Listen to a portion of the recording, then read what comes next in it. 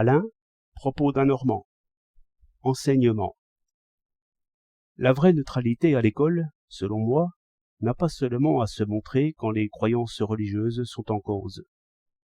Il y a intolérance toutes les fois que l'on se moque d'une erreur, c'est-à-dire toutes les fois que l'on tire occasion d'une erreur pour humilier et attrister l'enfant.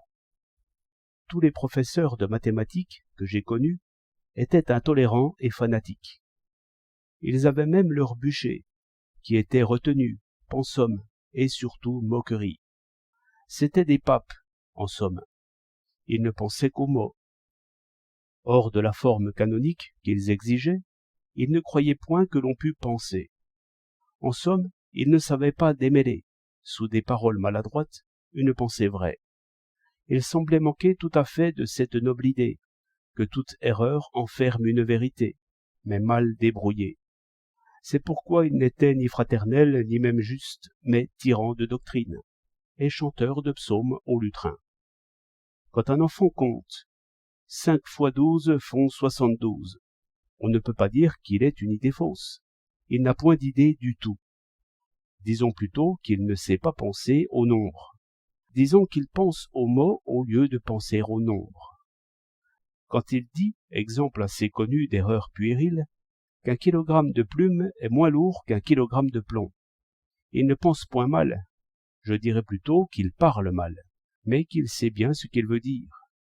Il veut dire qu'à volume égal, la plume pèse moins que le plomb. En le suivant jusque dans l'erreur qu'il commet, vous mettrez au jour une idée importante, qui est l'idée de densité. Il l'a, mais il ne sait pas bien l'exprimer. Si vous vous moquez de lui là-dessus, c'est tout juste aussi intelligent que si vous vous moquiez d'un Anglais parce qu'il prend un mot français pour un autre. Quand un homme dit que le nombre 13 porte malheur, il exprime le mieux qu'il peut cette idée que le nombre 13, dès qu'il y pense, et surtout s'il y joint le mot vendredi, évoque automatiquement des malheurs possibles.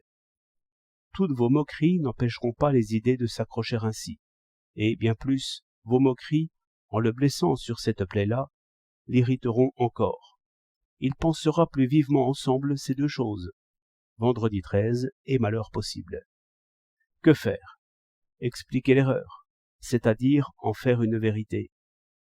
Lui faire voir que chacun de nous, par l'effet de coïncidence, lie ainsi certains objets à des bonheurs ou à des malheurs. Le lac, pour Lamartine, signifiait tristesse, amour passé, brièveté des bonheurs humains. Il y a une vérité de cette erreur-là comme de toute erreur. Et, en expliquant cela, vous liez ces deux idées à 1000 autres. Voilà le nœud débrouillé, et la navette court.